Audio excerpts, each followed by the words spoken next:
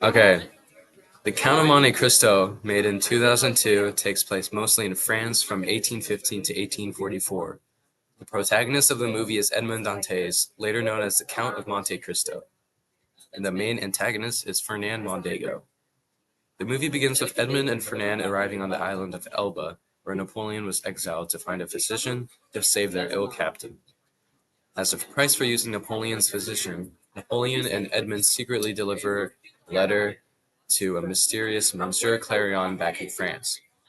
The captain unfortunately had died, and the next day they set sail to their home, Marseilles. When they arrive in Marseilles, Edmund and their shipmate Danglars are sent to the shipowner's office, and Edmund is promoted to the new captain of the crew.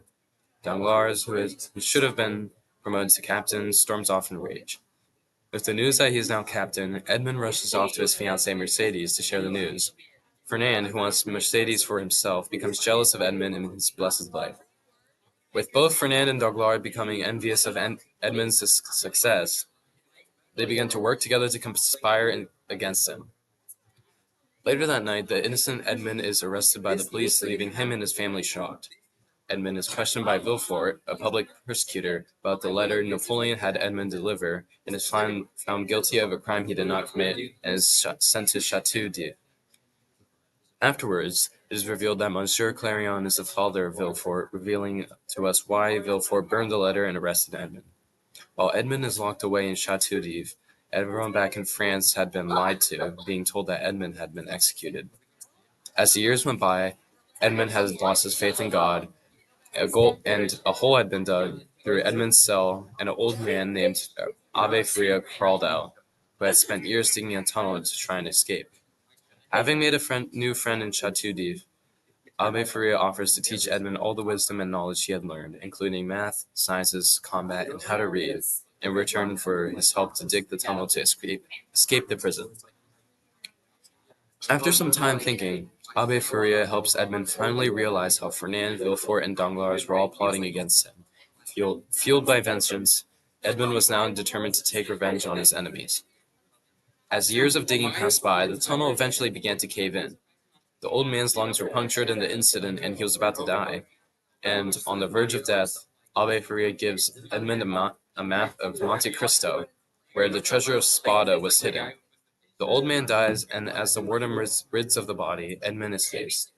Edmund swims across the sea and finally arrives on the shore, where he finds a crew of pirates, where they make Edmund fight to his death with a skilled swordsman.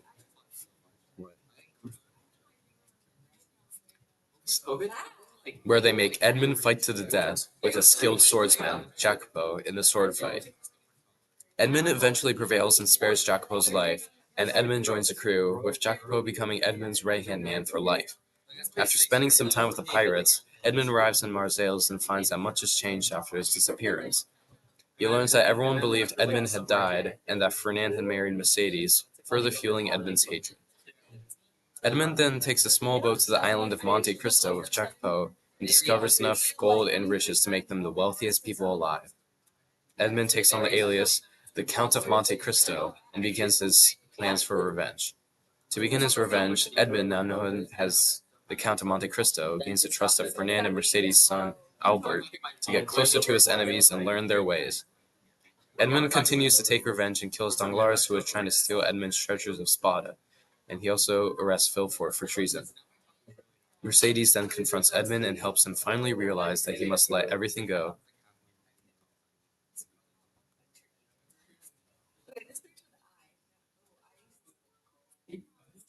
Give me a second. Mercedes then confronts Edmund and helps him finally realize that he must let everything go and leave the past behind him. Now that Ed Fernand is convicted of all his crimes, he rushes to flee the country, and Mercedes reveals that Albert is her and Edmund's son. Edmund and Fernand meet for a final duel, and Edmund finally prevails. Once all of Edmund's obstacles are out of the way, he finally puts revenge behind him and lives happily ever after with his new family. I'm crying. Okay. The Count of Monte Cristo is a work of fiction, although many of the themes in the movie are accurate, such as the setting.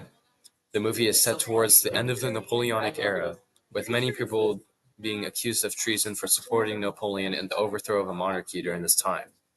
Real people in this movie are mainly Napoleon, who makes attempts to flee the island of Elba during his exile, just how he did in history. I believe that this film is not a good source of history, as the events in the movie are not true to history and is a work of fiction. The story of Edmond Dantes is actually based off a shoemaker during this time, Pierre Picard, whose story almost exactly parallels that of Edmond Dantes. A real event in this movie was Napoleon's exile to Elba, with the characters meeting Napoleon there as well. Real historical works of literature, such as The Prince by Machiavelli and The Wealth of Nations by Adam Smith, are also referenced in the movie.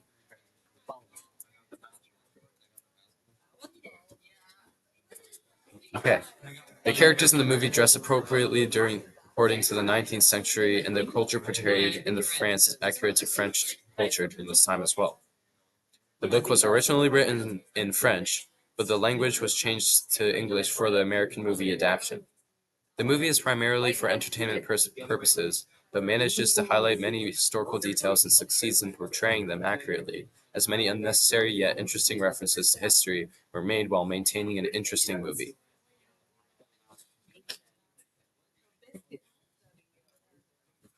I give The Count of Monte Cristo a 9 out of 10. It was very enjoyable to watch and I was engaged throughout the entire movie.